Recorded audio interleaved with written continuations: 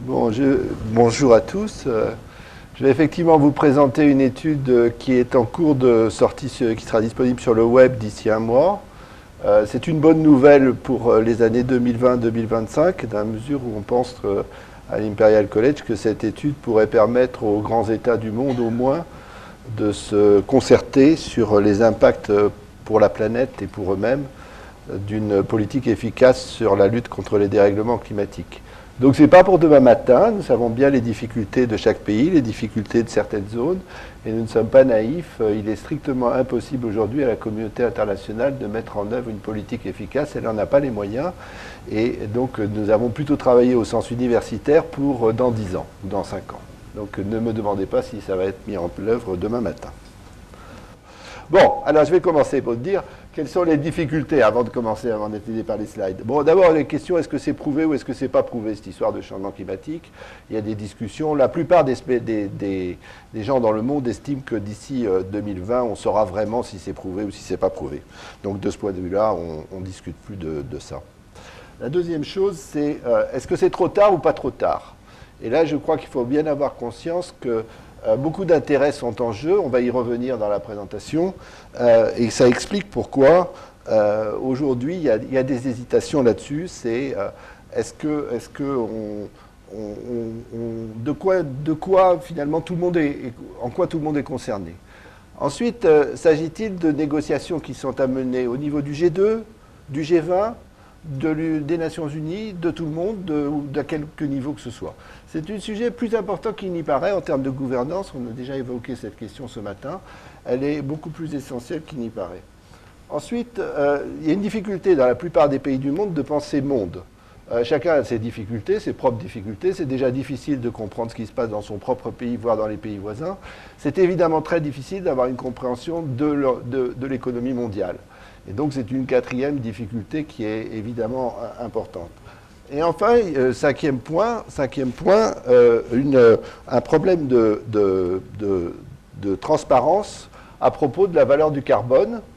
Vous l'avez noté d'ailleurs dans les exposés de ce matin, c'est comment on raisonne sur la valeur du carbone. Il est évident que tant qu'on ne sait pas en matière de captation-séquestration du carbone combien ça pourrait coûter, eh bien on a des grandes difficultés à raisonner sur qu'est-ce que c'est que la valeur du carbone qu'il faut prendre en compte. Alors ensuite, vous avez un sixième sujet qui explique les difficultés, c'est les problèmes d'opinion publique. Elles sont très inégalement intéressées, impliquées, mobilisées. Et encore, c'est un euphémisme de dire ça. Donc comme il n'y a pas de véritable pression des opinions publiques dans la planète, ben, il est clair que ce problème est toujours un peu marginal dans les politiques gouvernementales. Bon, les organisations gouvernementales, je me permets juste une petite pique, là, ne jouent pas nécessairement le rôle de clarificateur sur le dossier. Pas toujours. C'est difficile pour elles aussi, parce qu'elles ne sont pas un département. On est 18 profs à avoir fait une étude pendant 18 mois sur le sujet. Ça coûte cher, plus tous les élèves qui ont été mobilisés. Donc il ne faut pas simplement faire des reproches comme ça. C'est extrêmement difficile comme sujet. Ensuite, vous avez un problème plus spécifique qui peut-être vous échappe, c'est le fait que l'Inde et la Russie sont dans des positionnements très spécifiques vis-à-vis de cette question. Et ça ne simplifie pas le sujet. Enfin, un problème très inhabituel pour les leaders, parce que gérer un problème à échéance de 2050, vous pensez si nos leaders politiques, quelque pays que ce soit, sont véritablement à l'aise avec ça. Je ne connais pas de président de la République, d'ailleurs, qui dise formellement dans quelques pays que ce soit « je veux traiter ce problème et je sais comment je vais faire ». Donc vous voyez que ce n'est pas si simple que ça. Alors, le rapport que j'ai pour charge de vous présenter en 18 minutes 30 fait 150 pages avec plein d'hypothèses qui sont toutes mentionnées dans le rapport. Donc excusez-moi si je suis un peu synthétique, parce que c'est strictement impossible de présenter un tel rapport dans toutes ses composantes en 15 minutes. Son objectif, c'est de voir est-il réaliste ou non de viser 3 ou 3,5 gigatonnes de carbone en 2050 sans bloquer la croissance économique. C'est ça la question. La réponse positive, je vous passe la démonstration que je vais rapidement vous faire, c'est oui, c'est possible. Oui, c'est possible. Mais il peut y avoir d'importants obstacles. Mais il peut y avoir. Donc je ne sais pas si je suis optimiste ou pessimiste dans la présentation que je vais vous donner aujourd'hui, parce que l'un dans l'autre, j'ai tendance à dire oui, c'est possible, et à vous démontrer que c'est possible, mais inversement, je pense qu'il ne faut pas sous-estimer les innombrables obstacles qui peuvent se dresser sur la route. Bon, alors l'approche, ça je vous passe sur cette slide qui est un peu de méthode, c'est-à-dire qu'on a regardé les secteurs finaux d'utilisation de l'énergie, on a regardé un scénario appelé LMS, Low Mitigation Scenario, qui est un scénario où finalement on ne change pas grand-chose à ce qui se fait aujourd'hui. Un scénario au contraire, on pousse beaucoup et les économies d'énergie et la décarbonisation de l'économie. Et après, on compare l'un et l'autre des scénarios. Donc, c'est une approche assez classique. On ne regarde pas le coût pour la société d'avoir un dérèglement climatique. On regarde simplement la différence de coût entre on agit et on n'agit pas. Alors, il y a un point que j'insiste, je ne vais pas insister trop en détail, mais je vous le signale. Il faut bien faire attention quand on regarde toutes ces études au tableau de conversion.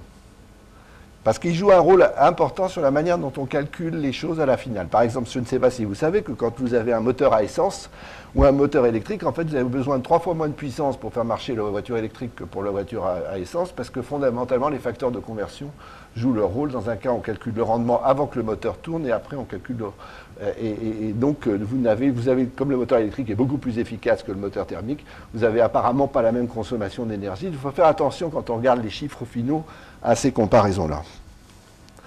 Alors, en fait, une des premières surprises de la chose, c'est que, en fait, moyennant ce que je viens de dire sur la conversion, la demande d'énergie pourrait rester à peu près stable.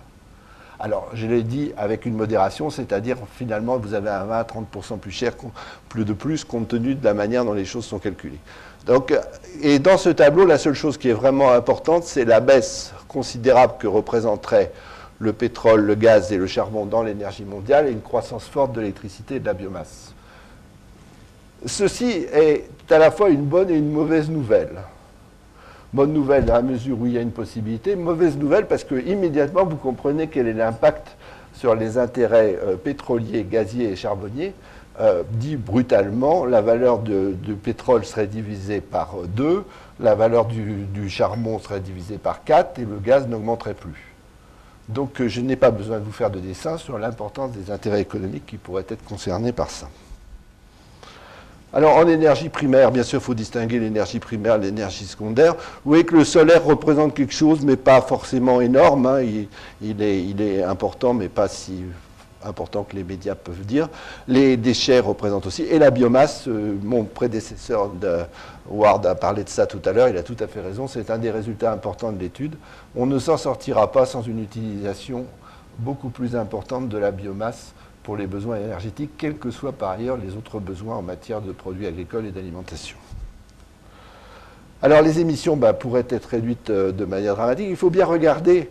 Alors je ne peux pas vous démontrer ça, hein, je vous donne juste les résultats, les résumés des slides, et puis ensuite il faut quand même lire l'étude qui fait 150 pages ou 200 pages avec ses annexes, qui est très détaillée, hein, donc sur toutes les hypothèses qui sont prises en compte. L'intérêt de ce travail n'est pas simplement les résultats formels que ça donne, c'est le fait que l'Amérique peut faire vérifier par Stanford les résultats, la Chine peut faire vérifier par l'Université de Pékin, etc., etc.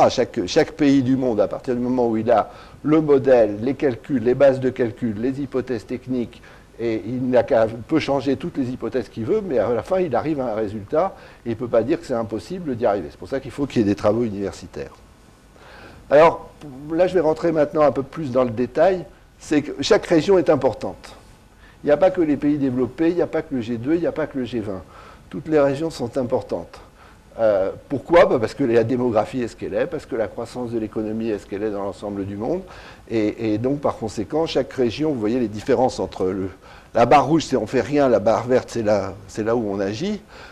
Dans toutes les régions, il y a au moins 2 à 3 gigatonnes de carbone qui sont concernés par les réductions. Donc, c'est un problème planétaire, on ne peut pas sortir du truc si on veut le traiter. Si on ne veut pas le traiter ou si on dit que finalement, ce n'est pas si important, on peut ne pas rien faire, mais toutes les régions sont importantes, et pas simplement ni le G2 ou le G20. Alors ensuite, ça c'est un point sur lequel je suis désolé de faire la présentation un peu académique, comme le font mes collègues à l'Imperial College, mais en fait, c'est déjà une première indication intéressante, c'est-à-dire qu'il y a des coûts qui sont liés à la variation des technologies, mais il y a aussi des coûts qui sont liés aux économies de pétrole et de gaz. Et vous voyez que toutes les bases rouges comptent. Alors là, je vous permets d'une manière non académique déjà de mesurer. Pourquoi c'est supportable à la fin ? C'est supportable parce que la baisse relative du poids du pétrole, que ce soit en volume ou en prix, du poids du gaz en volume ou en prix dans la facture énergétique mondiale fait en sorte que l'addition totale n'est pas intolérable. Et ça, c'est un point très important. On ne résoudra pas, on ne pourra pas résoudre la question du changement climatique si on ne diminue pas le poids des énergies fossiles dans l'économie. C'est impossible. C'est pas, on pourrait souhaiter, mais c'est impossible, même si vous faites de la captation, séquestration du carbone pour toutes les émissions d'énergie fossile. Donc ça, c'est un point très important, sinon les totaux deviennent insupportables. Alors ensuite, vous avez des tas de conclusions partielles qui sont d'abord, mais certaines sont plus importantes. Bon, d'abord, pour le secteur de l'énergie, le secteur de l'électricité, quand vous regarderez en détail, si ça vous intéresse, les résultats de l'étude, l'électricité passe de 40 à plus de 60% de l'énergie mondiale. Donc ça, c'est un changement structurel. Ce n'est pas un changement marginal. Ça veut dire que les intérêts pétroliers, gaziers, etc. ont intérêt à devenir actionnaires d'électricité, point à la ligne, en termes de capitalistique. Ça ne les concerne pas. Sinon, ça veut dire que fondamentalement, on reste dans les hypothèses actuelles. Je vous rappelle que le petit résultat là, de la politique un peu idiote que l'Europe a mis en œuvre sur l'énergie a réussi pour 5% d'électricité à diviser par 3 la valeur des entreprises électriques. Donc ce n'est pas extraordinaire, hein, la politique européenne en matière d'électricité. Alors, l'intensité du CO2, ça c'est quand même important. Vous voyez, aujourd'hui, c'est 508 grammes de CO2 et il faudrait baisser à 94 grammes de CO2 par kilowattheure. C'est-à-dire divisé par 5, les émissions de CO2 pour l'électricité. Et ça, c'est très important, parce que si on n'est pas capable de fixer, vous verrez tout à l'heure dans les conclusions, une espèce d'objectif à 200-250 grammes de CO2 au kilowattheure, on est hors du clou. Et ça répond, à la question tout à l'heure de notre ami Colombani sur la question des shale gas aux États-Unis. Comme ils font, eux, plus de 400 grammes de CO2 kWh, ils ne sont pas la panacée, pas la réponse ultime à la question. Les shale gas peuvent alléger les tensions énergétiques, peuvent favoriser une réduction des prix, mais du point de vue climatique, ils ne sont qu'une réponse très partielle, compte tenu du niveau d'émission des centrales électriques au gaz. Bon, alors ensuite, on verra Alors, le CCS, mais ça, c'est de mon sens, et tous les gens qui travaillent sur la captation séquestration du carbone le savent. On peut plus ou moins varier, ça ne s'applique qu'aux émissions massives, mais nos amis d'Alstom seront contents de voir qu'on démontre dans l'étude que la captation séquestration du carbone est nécessaire, qu'on ne peut pas s'en passer, et que c'est une faute de politique économique que de considérer que toutes les expériences dans ce domaine peuvent être reportées à une date, on ne sait laquelle. Ce n'est pas parce que la valeur du carbone dans les permis d'émission est à 7 ou 10 euros la tonne de CO2 que c'est viable. Ça n'est pas viable et il faudra des expériences sur la captation séquestration du carbone. Bon, après, vous avez des tas de choses. Alors, il y a des scénarios équilibrés au niveau de CCS, au niveau de nucléaire, au niveau de renouvelables. Le seul point qui est vraiment intéressant du point de vue de ces scénarios qui ont été fixés collectivement par les équipes de l'Imperial College, c'est que au-dessus de 20% de renouvelables intermittentes pour l'électricité, on ne s'en sort pas parce qu'il faut trop de backup en matière de ressources complémentaires. Si je prenais, alors c'est variable selon les pays, hein, mais c'est pour dire, si vous êtes la nuit, là on ne discute plus sur savoir s'il y a du soleil, sauf si vraiment vous avez une solution de stockage massif extrêmement compétitive, et si vous avez un anticyclone en même temps, ben, c'est clair que vous ne pouvez pas vous en sortir uniquement avec du vent et du soleil. Hein. Parce qu'il n'y a pas de soleil la nuit, il n'y a pas de vent, parce qu'il y a un anticyclone, et il faut bien qu'à ce moment-là, l'économie ou les ménages puissent s'alimenter. Donc, dit concrètement, pour être plus conclusif, au-dessus de 20% de renouvelables intermittentes pour l'électricité, le système disjoncte. Alors, l'industrie est aussi concernée, et ça, c'est un point important, c'est un résultat important de l'étude. Il ne faut pas considérer que le seul débat, c'est la politique de l'électricité ou la politique des transports. L'industrie est fondamentalement concernée. Et s'il n'y a pas un vrai mouvement de l'industrie vers l'électricité, une électricité bien sûr décarbonée, on n'y arrivera pas non plus. Alors l'ancien directeur de la recherche de la Lafarge que je suis sait très bien qu'on peut faire du ciment avec du four électrique et recycler l'éventuel CO2 qui reste. Donc les cimenteries, qui font aujourd'hui 5% des émissions mondiales de CO2, pourraient être CO2 free. Mais ça coûte de l'argent. Et je rappelle par rapport au chiffre qu'a donné Ward tout à l'heure qu'aujourd'hui, la tonne de CO2, à 70 € la tonne de CO2, ça vaudrait la tonne de ciment. Parce qu'une tonne de ciment, ça vaut à peu près 70 € la tonne, et qu'une tonne de ciment fait une tonne de CO2. Donc vous voyez quand même l'importance des choses pour les secteurs qui sont fortement intensifs en matière d'énergie. Mais globalement, on ne s'en sort pas sur l'industrie sans un fort mouvement vers l'électricité. Alors, la bonne nouvelle, pour expliquer ce que je dirais tout à l'heure sur le coût global, c'est qu'il y a quand même un développement important du secteur tertiaire de l'économie dans l'économie à échéance d'une trentaine d'années, et que du coup le poids de l'industrie est relativement réduit par rapport à ce qu'il est aujourd'hui, et donc par conséquent par rapport à l'économie mondiale, on n'a fait que prendre les projections des grandes banques mondiales, hein. On n'a pas inventé des scénarios économiques, on a juste vérifié que c'était faisable.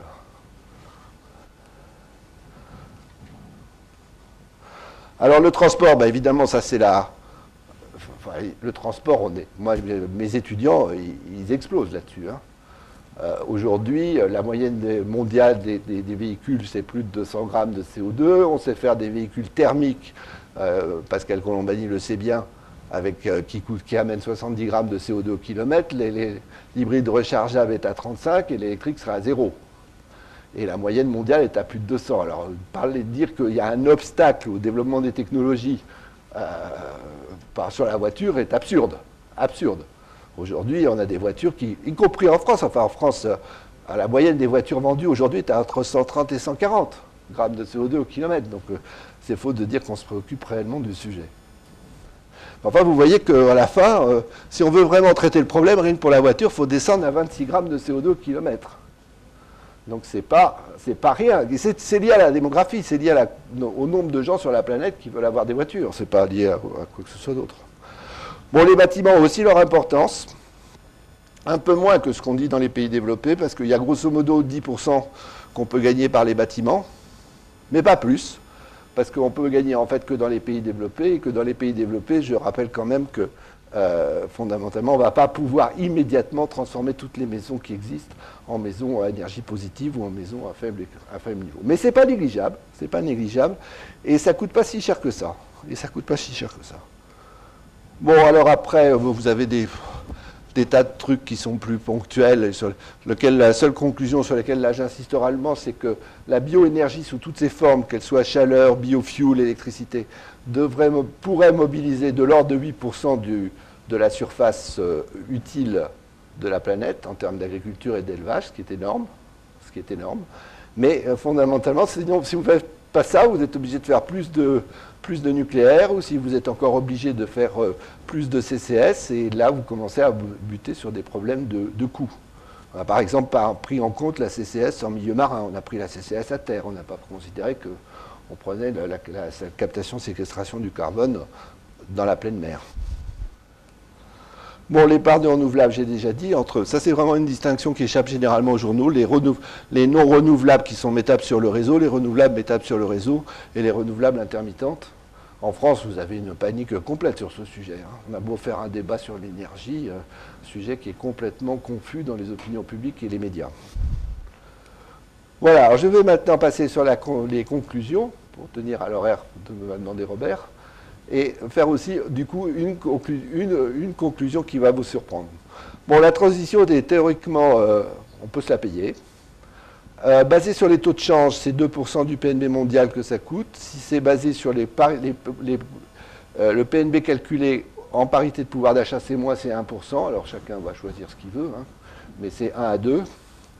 À 150 $ le baril, ça ne coûte plus rien. Donc la bonne nouvelle, c'est que si la planète est correctement gérée, nous ne dépasserons pas 160 à 170 $ le baril. Peut-être pas une bonne nouvelle pour les pays pétroliers, mais c'est une bonne nouvelle pour la planète. Impossible de réaliser sans un fort mouvement vers l'électricité. L'industrie aussi devrait se mouvoir vers l'électricité. La biomasse est une question clé. Si les pays du G20 au moins ne sont pas capables de parler d'objectifs de 250 grammes de CO2 au kilowattheure pour l'électricité et 70 grammes de CO2 pour kilomètre, naturellement, ça veut dire qu'ils parlent dans le vide. La CCS est nécessaire, ce n'est pas une option. Dans chacun des scénarios réalistes, le nucléaire représente plus de 15% de l'énergie mondiale. Il faut regarder les détails de l'étude.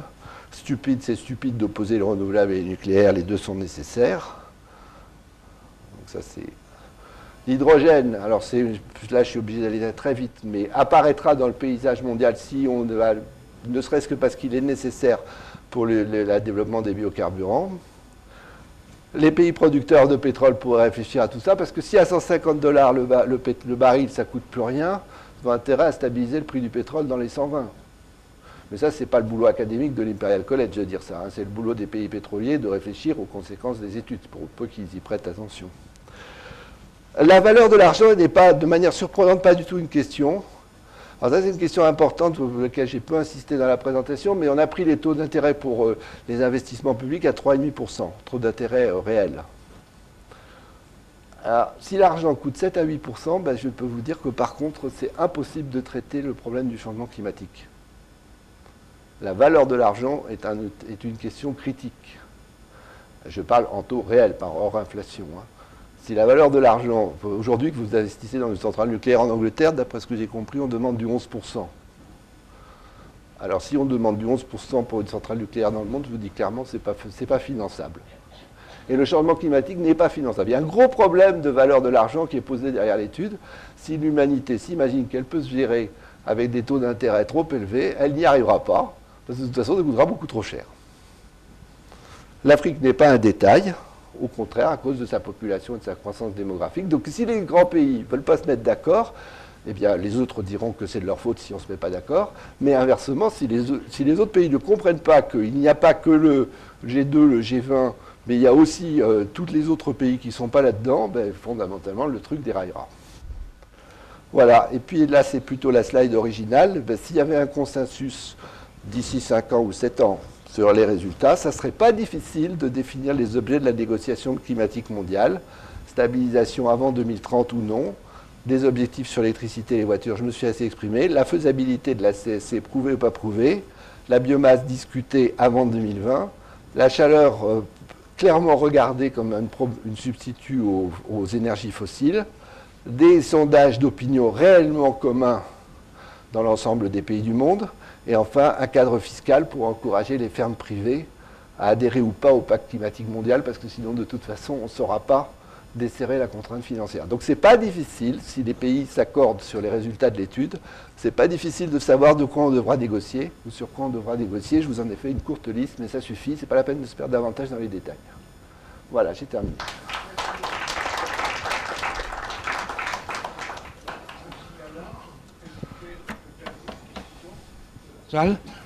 Oui, Henri?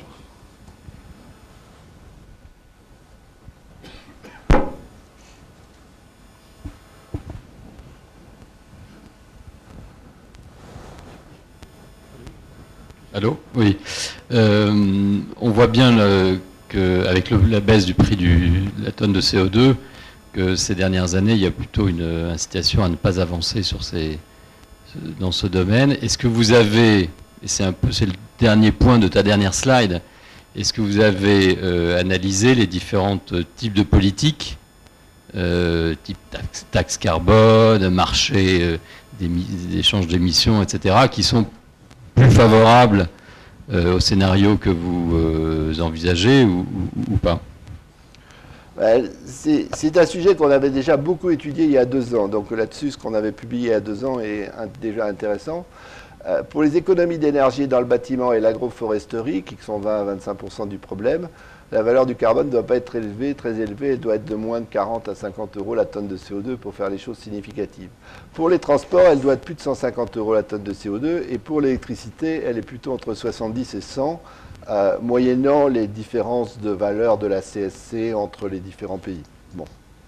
Donc il n'y a pas de valeur unique du carbone, et ceux qui cherchent, soit par les permis d'émission, soit par la taxation, à résoudre de manière uniforme la question, agissent en trompe-l'œil, et sont, excuse-moi, des menteurs au sens scientifique du terme. C'est impossible de revenir sur cette hétérogénéité des 3 valeurs du carbone. Alors pour ce qui est de l'électricité et de l'industrie, peu importe l'outil. On utilise les permis d'émission, on utilise la taxation, ça donne à peu près les mêmes résultats. Par contre, c'est totalement inopérant pour les transports, les économies d'énergie dans le bâtiment et l'agroforesterie. Et donc, Alors après, on peut envisager, par exemple en France aujourd'hui, même si les gens ne le disent pas, on réfléchit à des prêts à faible taux et avec une valeur de la tonne de CO2 qui pourrait monter à 50 € la tonne de CO2 à 10 ans. Mais on est quand même dans des domaines de valeur de CO2 très inférieurs aux valeurs qui seront nécessaires pour l'industrie. Le problème numéro 1, c'est la voiture. Et derrière la voiture, c'est le camion et le transport de marchandises. Et ça pose un problème en fait, de réglementation, beaucoup plus que de valeur donnée au carbone.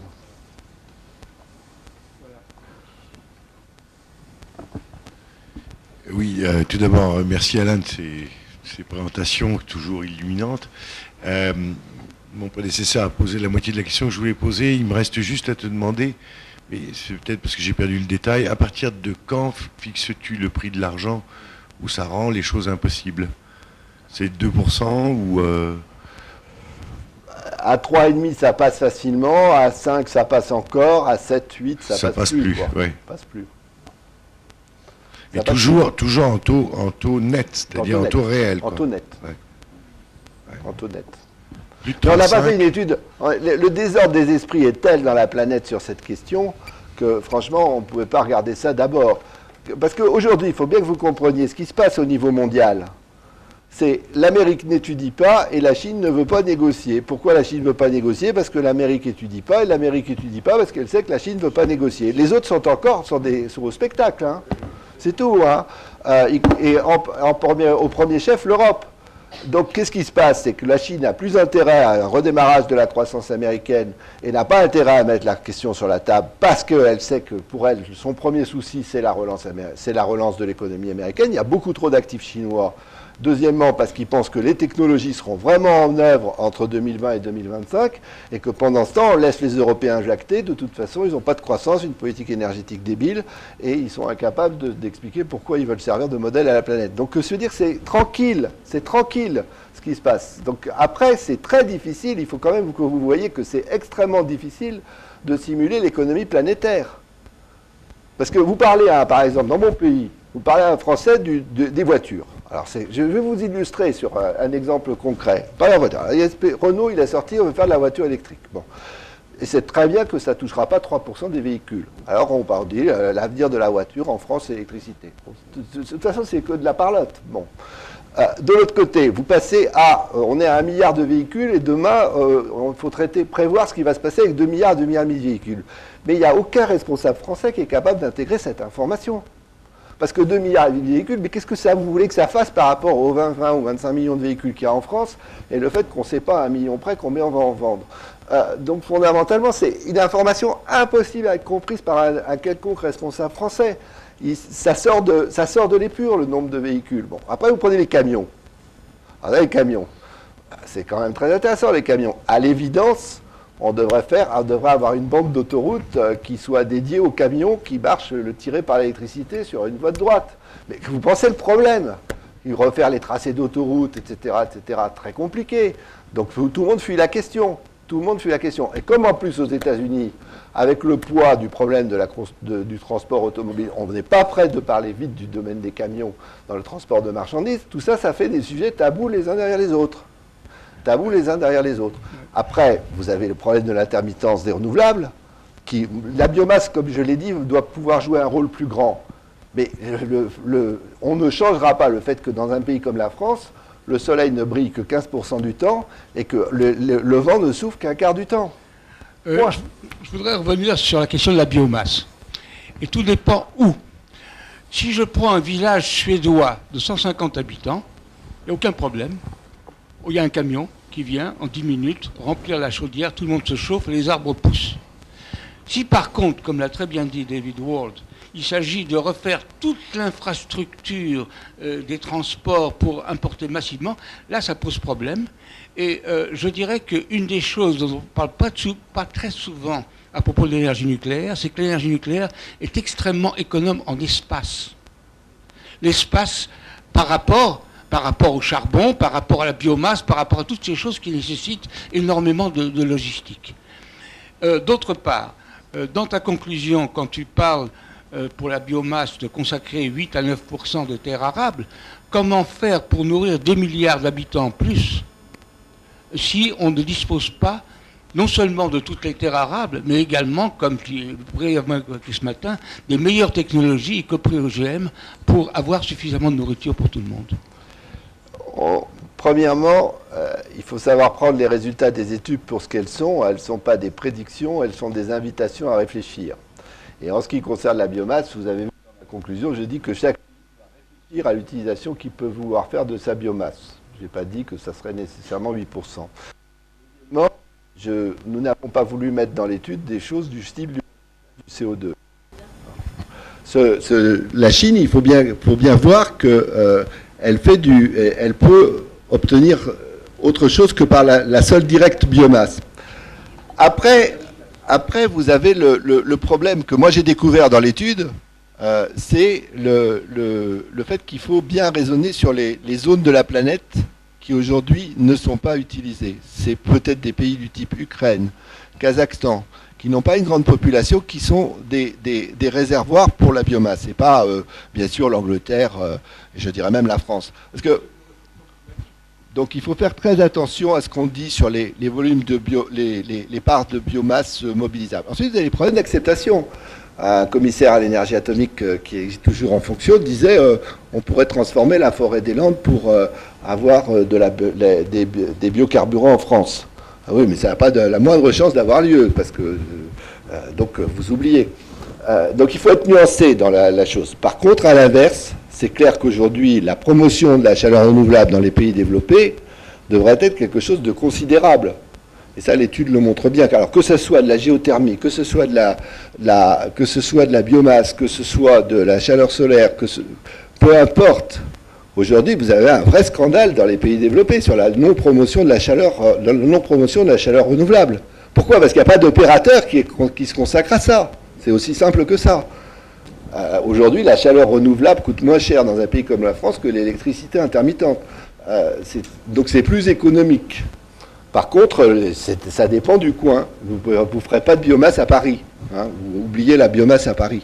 Par contre, vous pouvez en faire autant que vous voulez en Champagne-Ardenne, où de toute façon, il y a des terrains agricoles qui se multiplient les uns les autres sans qu'on sache quoi en faire.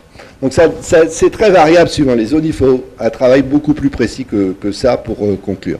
Par contre, si on veut traiter le problème si on veut pouvoir traiter la question de l'évolution des flottes de voitures d'une manière assez réaliste, on ne pourra pas exiger que tous les pays soient avec des véhicules hybrides rechargeables ou des véhicules électriques, n'ont pas les moyens de se les payer, et donc il faut quand même un minimum de biocarburant ou de carburant avec captation séquestration du carbone, c'est ce que l'étude montre.